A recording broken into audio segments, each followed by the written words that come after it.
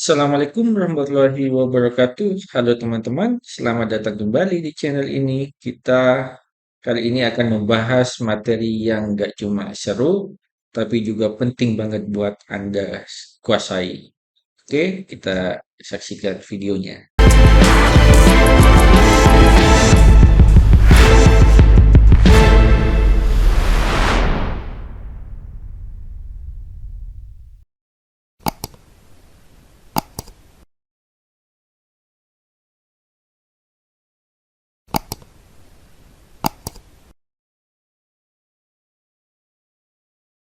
Pada kesempatan kali ini, kita akan membahas materi mengenai pengambilan keputusan dan pemberdayaan oleh pemimpin.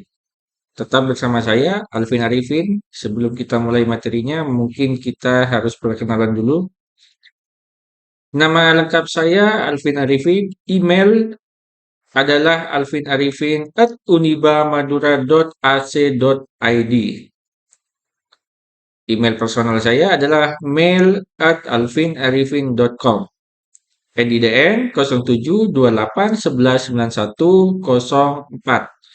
Sinta ID 6701866, Scopus ID 5974796860. Website tempat saya menulis adalah di alvinarifin.com. Materi perkuliahan kali ini bisa Anda download di lms.alvinarifin.com. Kemampuan akhir yang diharapkan untuk mahasiswa yaitu yang pertama, mahasiswa memahami proses pengambilan keputusan dalam kepemimpinan. Yang kedua, mahasiswa mampu membedakan gaya kepemimpinan dalam pengambilan keputusan. Yang ketiga, mahasiswa dapat menjelaskan konsep pemberdayaan dan dampaknya terhadap organisasi. Yang keempat, mahasiswa mampu menganalisis hubungan antara partisipasi dan efektivitas kepemimpinan. Bahan kajian kita pada materi kali ini yang pertama, model pengambilan keputusan oleh pemimpin. Yang kedua, Froome, Newton, Jago, Decision Model. Yang ketiga, konsep dan praktik pemberdayaan atau empowerment. Yang keempat, kelebihan dan tantangan pengambilan keputusan partisipatif. Yang kelima, hubungan antara pemberdayaan dan motivasi bawahan. Oke, yang pertama, peran pemimpin dalam pengambilan keputusan atau decision making. Pemimpinnya adalah decision maker, ya, pembuat keputusan. Yang pertama, pemimpin tidak hanya sebagai pembuat keputusan tunggal. Ya, jadi pemimpin tidak hanya sebagai pembuat keputusan tunggal. Peran utamanya adalah yang pertama menganalisis masalah. Setiap mengambil keputusan harus dianalisis dulu masalahnya. Ya. Jangan tergesa-gesa, harus dipikirkan secara matang. Kenapa demikian? Agar tidak terjadi kesalahan dalam pengambilan keputusan. Yang kedua, mengundang partisipasi. Ya, sehingga apa? Keputusan yang diambil itu berdasarkan partisipasi dari anggota atau tim. Ya, jadi pemimpin tidak mengambil keputusan sendiri. Ya. Kemudian yang ketiga, menilai risiko dan konsekuensi. Jadi ketika pemimpin memutuskan sesuatu, dia harus memikirkan risiko dan konsekuensi yang akan dihadapi ketika keputusan itu diambil. Ya, yang keempat yaitu memfasilitasi konsensus di sini. Nah, apapun yang terjadi, seorang pemimpin itu harus juga menjadi fasilitator, ya.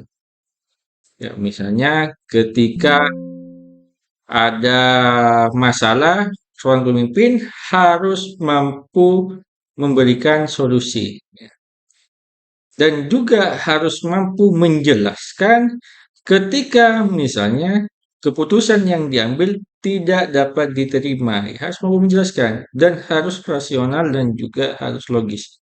Tidak keputusan yang dilakukan tidak dilakukan semena-mena tanpa alasan yang jelas. Atau keputusan yang diambil harus objektif ya, tidak subjektif. Bukan karena like or dislike, suka atau tidak suka, bukan karena itu ya. Kemudian, gaya pengambilan keputusan yang pertama adalah autokratik, yaitu pemimpin membuat keputusan sendiri.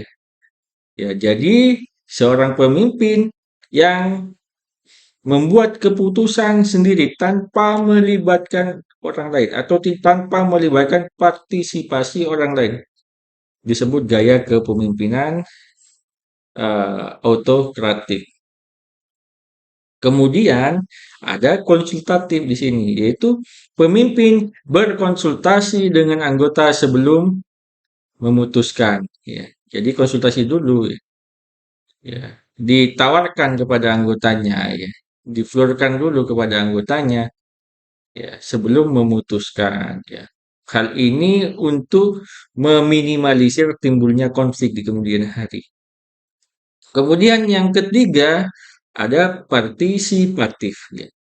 Keputusan dibuat bersama tim secara demokratis. Ya. Jadi keputusannya itu hasil dari musyawarah mufakat di situ. Ketika uh, anggota tim ya bersama-sama berkumpul merumuskan ya, pengambilan keputusan, kemudian outputnya adalah keputusan itu dibuat bersama, sehingga seluruh anggota mau tidak mau harus menerima keputusan itu. Kemudian ada model dari Froome, Wheaton, dan Jago atau simplified.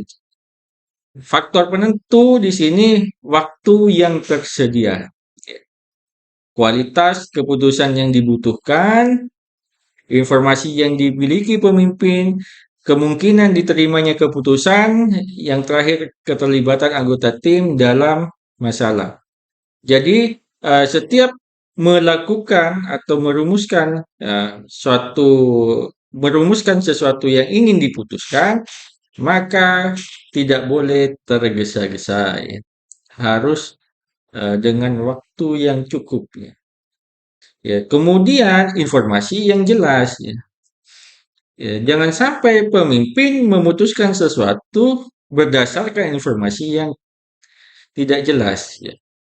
Kemudian memikirkan juga konsekuensi yang akan diterima nantinya. Ya, ketika keputusan itu sudah dilaksanakan. Makanya ada banyak faktor penentu di sini ya. Dari model Froome, Newton, dan Jago. Ini nama orang ya. Nama orang. Ya, model Froome, Newton, dan Jago. Atau disebut dengan simplified di sini ya.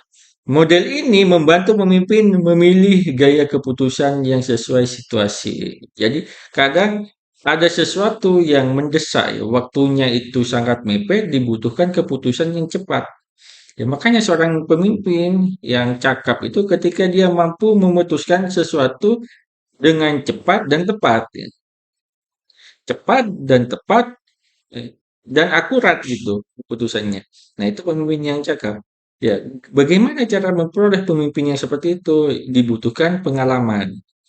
Biasanya pemimpin yang berpengalaman, dia mampu memutuskan sesuatu dengan cepat, tepat, dan akurat. Biasanya berdasarkan pengalaman. Ya. Kemudian keputusan partisipatif. Ada kelebihan dan tantangannya di sini. Kelebihannya meningkatkan komitmen bawahan, menghasilkan keputusan yang lebih kaya, mendorong kreativitas dan keterlibatan. Ya, jadi opsinya itu ada banyak nanti. Ketika misalnya diberi pilihan, opsinya akan banyak sehingga pemimpin itu cukup ya pemimpin itu tidak perlu ribet Ya, tidak perlu ribet sehingga sudah ada banyak-banyak pilihan di situ. Ya, sehingga menimbulkan tadi komitmen tadi. Karena anggota itu merasa dilibatkan ya, sehingga muncul yang namanya komitmen. Nah, tantangannya dalam perumusan keputusan yang partisipatif itu yang pertama menghabiskan waktu. Ya, waktu yang dibutuhkan cukup lama ya, karena biasanya akan muncul konflik di situ. Ya, konflik adanya misalnya ketidakpuasan, kemudian adanya argumen-argumen ya, saling adu argumen ya. Ya, itu akan sangat menghabiskan waktu. Kemudian potensi konflik juga ya, seperti yang dijelaskan sebelumnya ya. Adanya argumentasi misalnya, ada anggota yang tidak puas misalnya, debat, berargumen dan lain sebagainya. Kemudian tidak semua anggota siap berpartisipasi ya.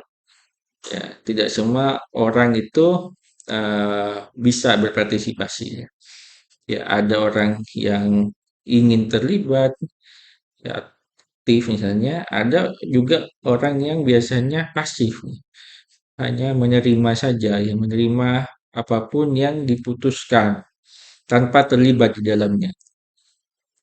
Kemudian konsep pemberdayaan atau empowerment ya. Empowerment itu kata dasarnya power ya, kekuatan ya, atau daya. Ketika dikasih tambahan empowerment, berarti pemberdayaan itu kata kuncinya. Adalah proses meningkatkan otonomi, motivasi, dan kepercayaan diri individu untuk membuat keputusan dan bertindak.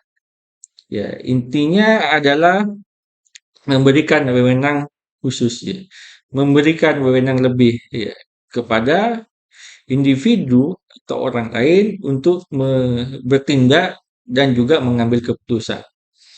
Ya, dalam empowerment itu melibatkan yang pertama yang memberi wewenang ya. Ya, kemudian menyediakan sumber daya, bukan hanya diberikan otonomi atau tugas atau kebebasan, tapi juga disediakan sumber dayanya.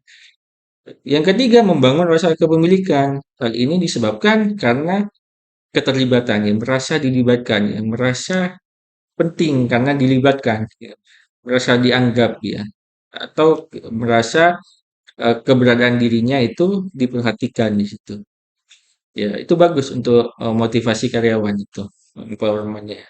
Sehingga seorang pemimpin itu tidak seolah-olah mengambil keputusan sendiri, dan juga melibatkan yang lain. Dimensi pemberdayaan di sini ada meaning, yaitu pekerjaan terasa bermakna. Ada nilainya di situ ya. Ya, ada makna di situ. Pekerjaannya terasa bermakna. Ada kompetens, rasa percaya diri dalam melakukan tugas ya. Seolah-olah ya dia itu mampu ya. Kita menganggap seolah-olah dia mampu. Muncul percaya diri di situ. Ada self determination di sini. Otonomi ada dalam bertindak. Dia memiliki wewenang sehingga dia merasa bebas ya, tidak terkekang ketika bertindak. Apalagi ketika diberi wewenang tugas untuk mengambil keputusan misalnya. Ya, jadi merasa enjoy ya. Kemudian ada impact, merasa punya pengaruh terhadap hasil. Sehingga mereka menganggap bahwa mereka memiliki kontribusi ya, berkontribusi terhadap organisasi. Sehingga bukan merasa orang yang pasif di situ. Ada kontribusi, ada kontribut di situ. Kemudian hubungan empowerment dan kepemimpinan.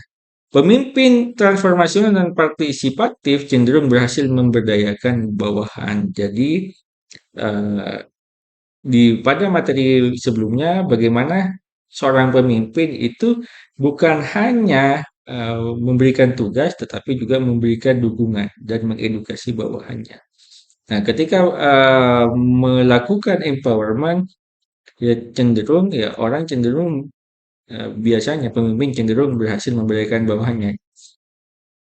Ya, kemudian empowerment dapat meningkatkan yang pertama kepuasan kerja karena diberikan berwenang, merasa dihargai pekerjaannya sehingga puas. Ada komitmen organisasi. Ketika komitmen organisasi muncul, otomatis akan menurunkan yang namanya turnover atau turnover intention, niat untuk pindah atau niat untuk keluar. Ya, sehingga lebih loyal lagi kepada organisasi. Kemudian akan meningkatkan produktivitas dan inovasi tentunya, ya, tentunya karena secara apa ketika dia bekerja diberikan wewenang lebih, maka seolah ketika dia bekerja secara enjoy ya, secara tidak terkekang, otomatis dia akan mengeluarkan seluruh kemampuan yang dimilikinya. Ya, namun perlu dukungan budaya organisasi dan kepercayaan interpersonal ya. Walaupun misalnya diberi wewenang tapi dia kurang percaya diri misalnya atau kurang pede misalnya, ya maka ya itu juga justru tidak tidak bagus juga ya. Maka perlu dukungan budaya organisasi dan kepercayaan interpersonal biar ada impact-nya atau ada dampaknya ya, kepercayaan itu. Kalau tidak ada dukungan atau kepercayaan interpersonal, maka eh, kemungkinan tidak akan begitu signifikan pemberdayaan itu ya pengaruhnya ya. Jadi kesimpulannya yang pertama, pengambilan keputusan oleh pemimpin tidak bersifat satu arah. Ya, tidak sentral, tersentral itu harus juga terorganisir ya. Kemudian gaya pengambilan keputusan perlu disesuaikan dengan situasi. Ya, harus dipikirkan matang-matang, situasinya harus pas. Ya.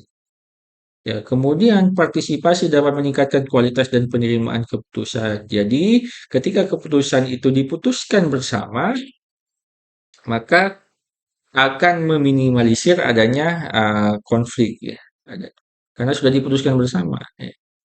Jadi, komplain-komplain itu akan minim sekali nantinya. Kemudian pemberdayaan mendorong motivasi, tanggung jawab, dan efektivitas kerja. Ya. Karena di beberapa penelitian terdahulu ya biasanya rata-rata pemberdayaan itu mampu mendorong motivasi, berpengaruh signifikan terhadap motivasi, tanggung jawab, dan efektivitas kerja. Dan dampaknya apa? Kepada kinerja organisasi itu nantinya. Oke, referensi kita tiga. Yang pertama, Yukel dan Gardner. Yang bukunya berjudul Leadership in Organization, edisi ke-9. Ya, terbitan Pearson ya 2020. Kemudian Nordhaus, bukunya Leadership, Theory and Practice, edisi ke-7.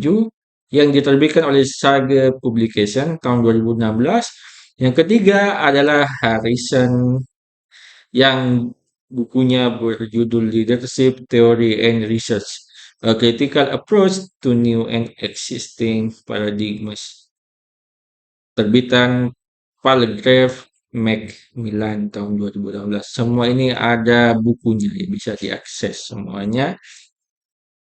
Oke, sebelum kita diakhiri, izinkan saya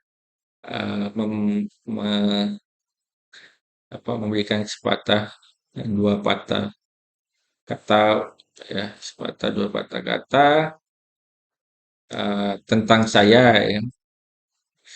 Ya, okay. I serve as a permanent lecturer at the Department of Management Faculty of Economics and Business, University of Bahodin Mutahari Madura.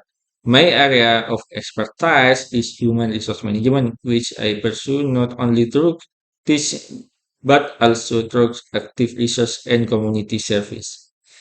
For me, teaching is not merely about delivering content, it's about shaping critical and solution oriented thinking among students, especially in embracing the evolving challenge of human resource management in today's world. Oke, terima kasih atas atensinya. Jangan lupa komen, share, subscribe. Ya, kita berjumpa lagi di next video. Bye bye.